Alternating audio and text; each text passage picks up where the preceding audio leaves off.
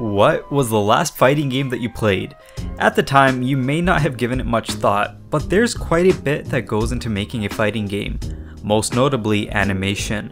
When I say animation, I'm not talking about Disney's animated films.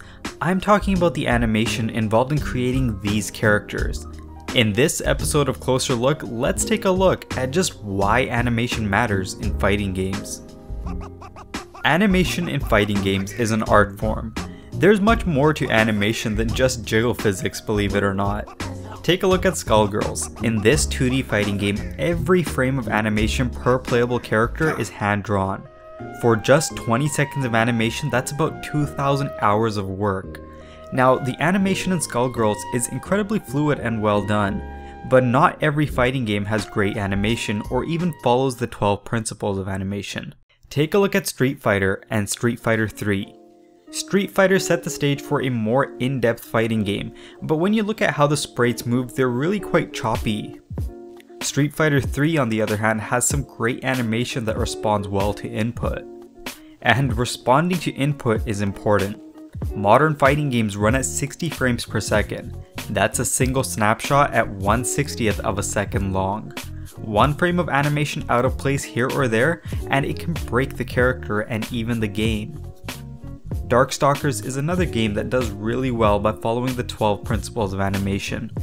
I've mentioned that twice now, so you're probably wondering what each one is.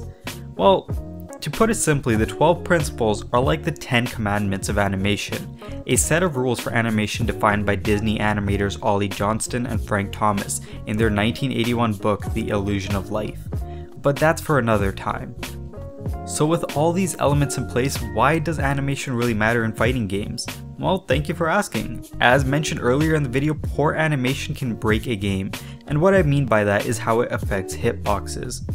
Hitboxes refer to an area of an object, or in this case characters that can come into contact with other characters in a one-way collision. Poor animation can affect their hitbox and essentially ruin gameplay. On top of that, proper keyframing gives way to proper reaction in fighting games. It discerns the difference between hitting and blocking, which is key for a successful fighting game. And that's why animation matters in fighting games.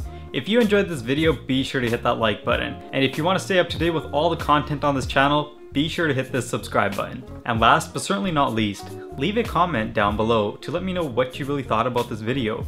Could I have made it better in some certain way? Is there something you didn't like? I'd love to hear what you guys thought about it. Now I've got some more videos to go and make, so I'll see you next time here on ZenVZ Games.